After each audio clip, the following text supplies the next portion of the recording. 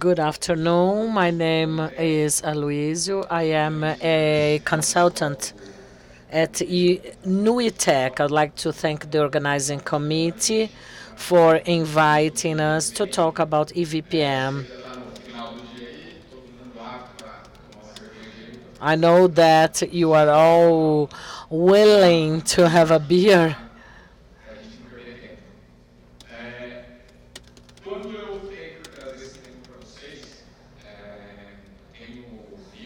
I have read quite a lot about EVPN, and we have some trends showing that this protocol came to stay. That is a new concept. There is a very interesting blog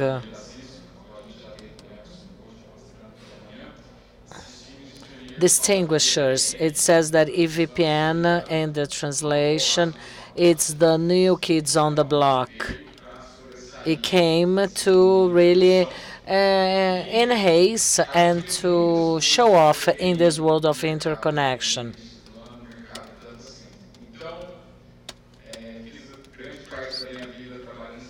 I have worked for many, many years as a service provider. I never saw an application in just a data center in a faster environment where we see things happening much faster. And then we are doing much more now for service provider. Well, this is the agenda to talk about EVPN. VIII. That is a very interesting topic.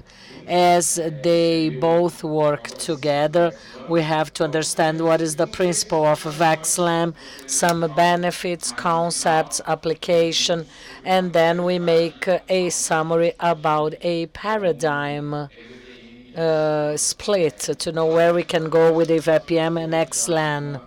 And also we saw a nice presentation about network evolutions using a different concept. Now we have a concept that we can keep in mind to the future. Well, about the company, briefly, at ETEC, that is a new company we just opened this year. We are professionals at the market. We are service providers. We've been working in this field for over 15 years with connectivity, and we founded the company to support those entities which find necessary to have some support in the communication market. What is EVPN? Why do we have this new protocol? Where are we going to apply it? EVPN comes from Ethernet VPN. That is a new protocol, and the idea is to promote connectivity that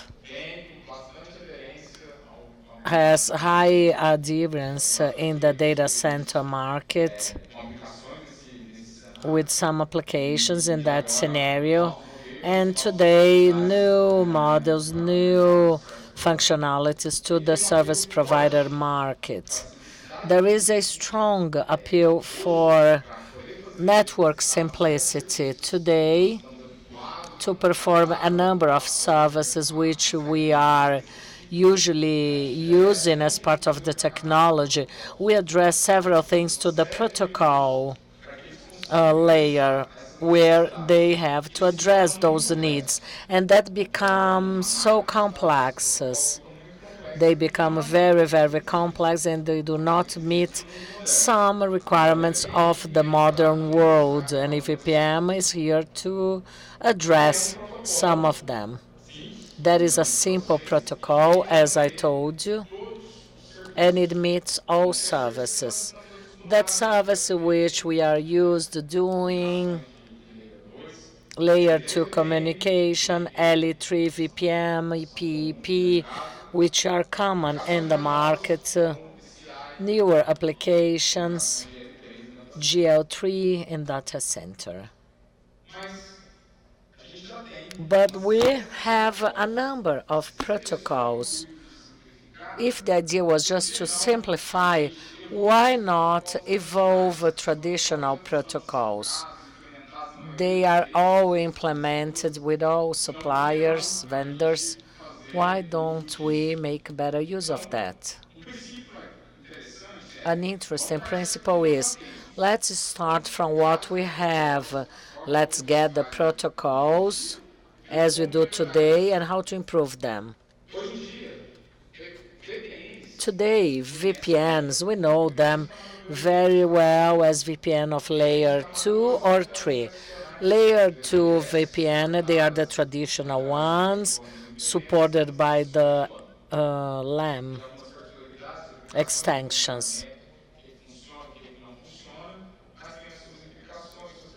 But some implications, some restrictions, and then we have 3-layer FRCBs and now 43, 64. And to meet all requirements that became very complex. Several features which have to be attributed to the protocol to meet all requirements. One of the main trends of the market, what motivates the implementation of new protocols, are those requirements made by the market. One of the main daily trends is the virtualization market and the cloud market. Trends, they show and investments are being made to a cloud market. Today, all documents researches that is an increasing growing market from a demand standpoint, investments and revenue. So it came to stay with some specificities, very specific requirements, and with those traditional protocols, it's not feasible that those applications will be successful or that will meet the requests. Now we take EVPN to address to some of the problems we had. Traditional protocols of layer 2 or layer 3, they had some specificities. Layer 2, for instance, they have the whole principle of Ethernet communication. They see some problems such as food and learn, which is intrinsic to the protocol, that somehow is a prerequisite to be addressed in the EVPN. And some other applications such as virtualization and cloud, data center, interconnect. Today we have totally two different worlds. One of layer 2 and one of layer 3. Imagine a request where both worlds are together. That was a request which was not addressed by the current protocols. Let's see now if we solved that.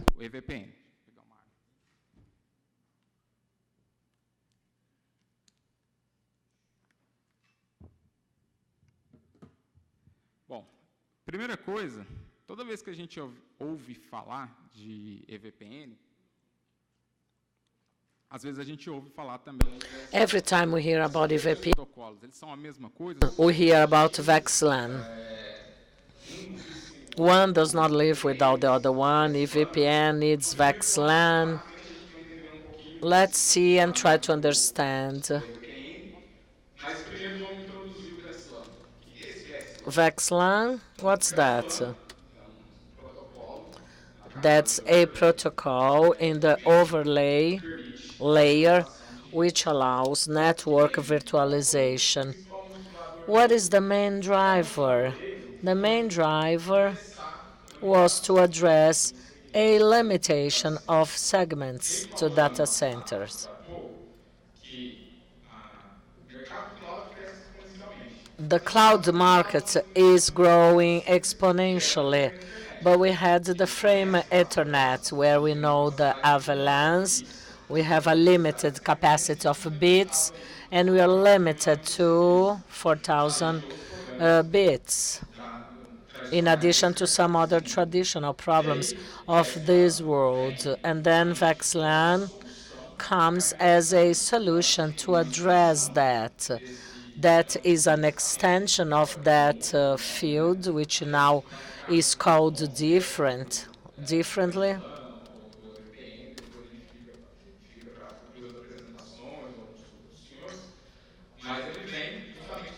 And that came just to solve one of these problems.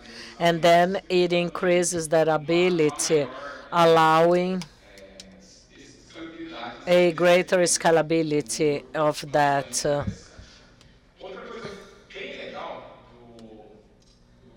Another interesting aspect of VXLAN is when we have the whole internet frame, including the header.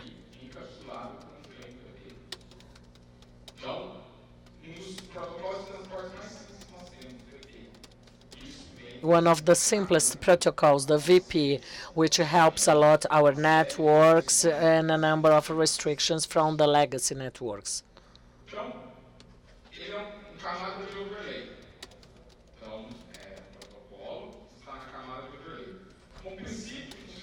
With the beginning of its action, we have to intertwine them. What is the simplest way of doing that interconnection of several points using an underlay layer? What is the simplest and highest implemented layer today? Is the IP one, which is being implemented at several vendors. That's a very cheap way to do that. We can do the implementation using the IP layer despite of the vendor and the several existing protocols. With that, we'll create an overlay layer, which is to intertwine different points, several points over that layer. VXLAN, on the other hand, which I will not get into details about nomenclature, but VXLAN is not so perfect. It addresses several things, but it has some limitations. One of them is the Ethernet baseline principle, food in learning approach. And we can do that in some ways. And the model, the most adapted and applied model to that, is using a different protocol, which is the base of our presentation, which is EVPN. We integrate VXLAN with EVPN. And to address all that amount, to have scalability, considering that this is a market of fast growth, we will use some protocols that we know for larger scales of distribution, which is BGP. VXLAN is one of the first ones of overlay, one of the most deployed overlay protocols. As I told you, there are a number of limitations, but today is highly implemented at several places. We see several people using VXLAN. We have some other protocols which are growing and which try to solve some overlay problems. There is another protocol, Geneva, which promises to address some intrinsic limitations to VXLAN. There are some other protocols, VXLAN, GPE, some discussions at the ETF to allow new protocols at the overlay layer addressing those limitations.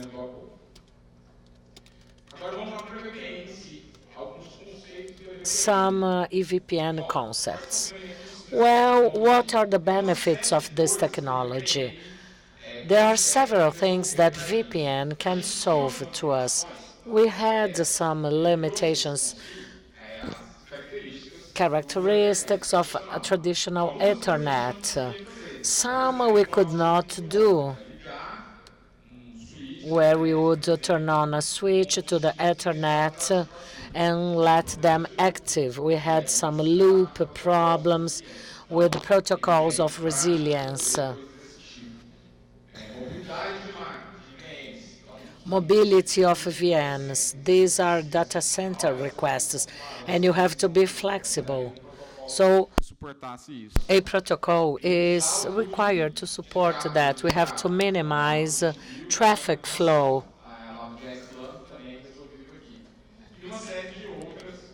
And a number of other applications, among them some solutions for layer 2 and 3 application.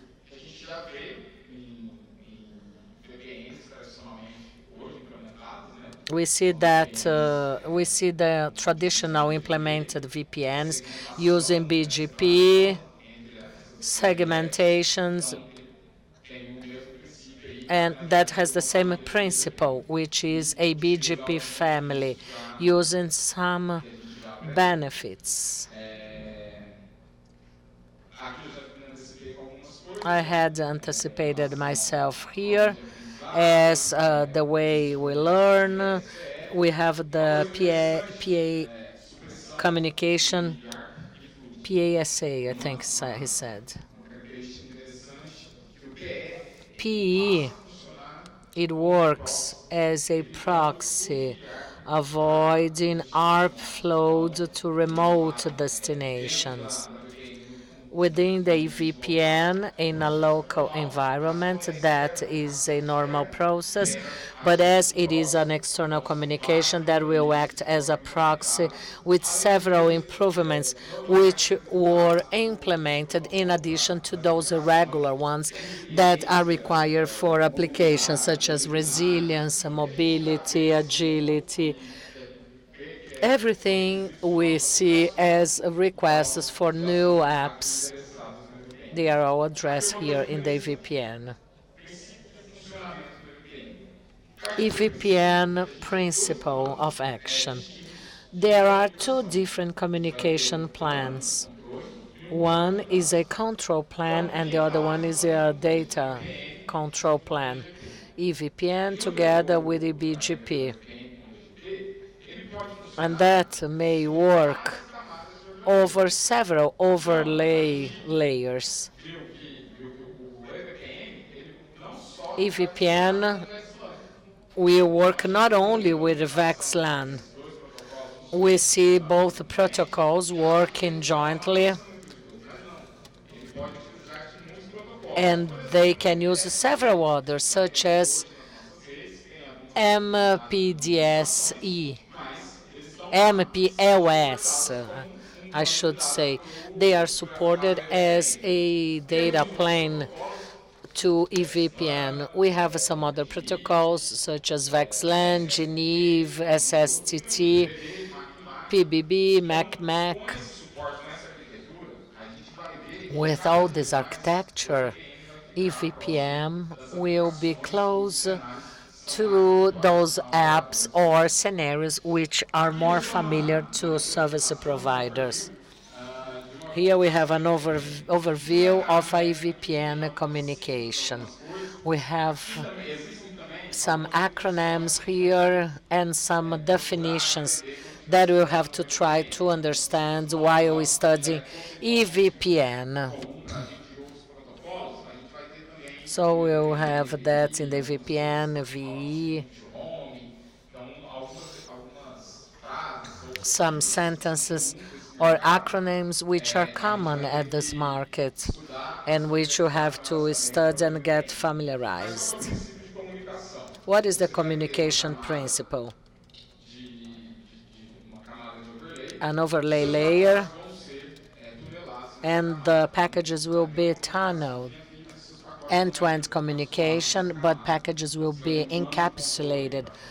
Thanks to a control plan, you can carry out communication, protocol distribution,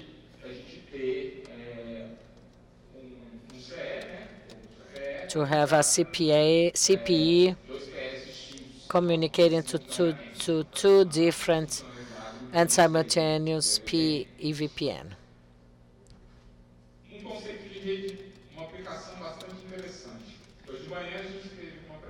This morning, we had a presentation where we were discussing about modernization or to simplify carriers' networks.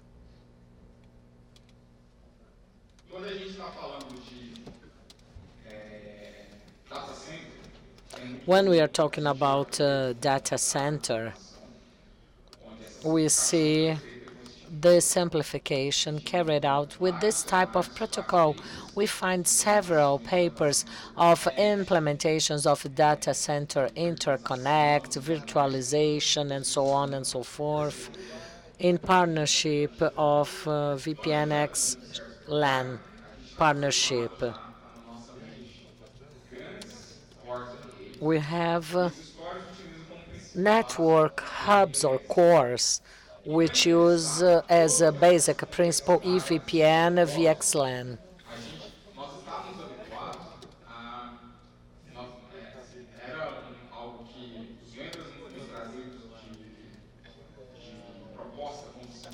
Vendors, they would suggest us the evolution of MPLS. The evolution of MPLS, some of them see as a Springer, as a router, the whole layer. Why not performing that network evolution using VXLAN? That is a paradigm break for the codes we have today. They can address most services available today, and we no longer need those complex routers. Then we would be able to deliver the service we have today using a fabric. Our network cut would be a fabric.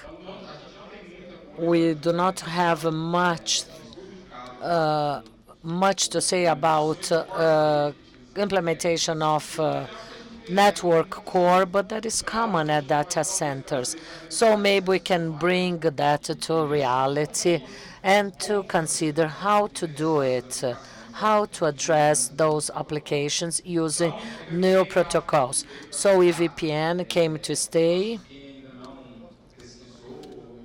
Those of you who did not show any curiosity in learning more about that, I think you should start doing that right now, understand the principles of that, because in the future we will see a huge change in the market of connectivity. And I guess that EVPN will be responsible for one of those changes that we will foresee and which will last long. That's it for now. Thank you.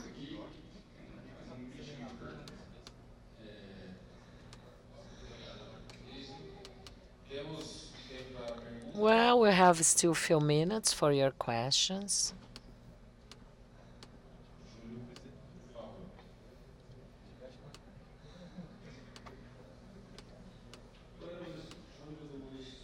I am Volio from. I have two questions. VXLAN has a higher overhead in each one of the packages, around 50 bytes per package, bits per package. What is your opinion? Is that worthwhile, or depending on the type of network application can be an advantage or a problem? There are those vendors that they advocate for the use of VPN and others focusing VPN with VLAN. Do you see any restriction, or why are you paying more attention to VXLAN? And third, you have a network based on NPLS. Well, let's try to start from the beginning and help me if I forgot anyone.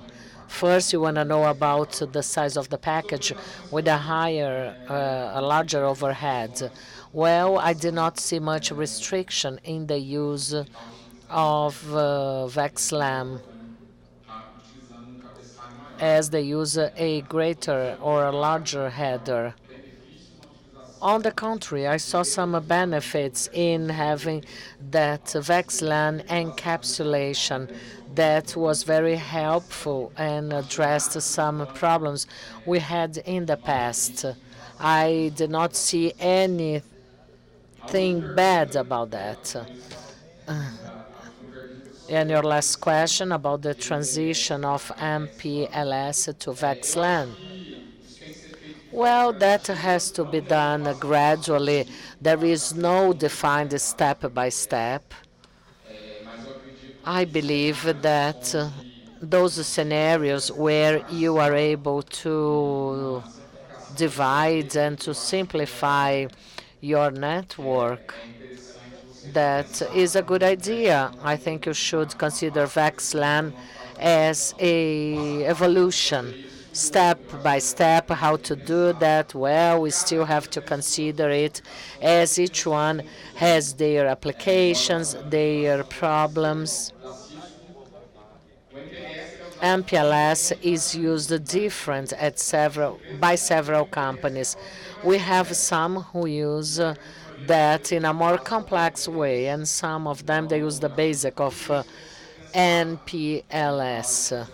All of that has to be considered at the time of migration. But there is no way out. That's how you have to do it.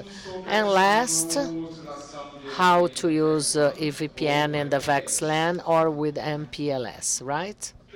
Right. That's the perfect marriage. EVPN, VXLAN.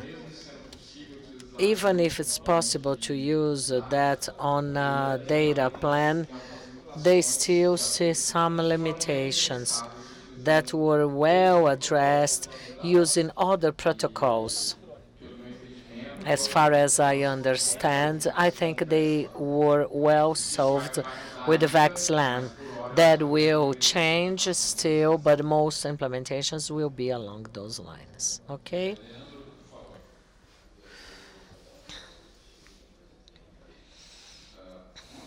I am representing here the University of Rio Grande do Sul.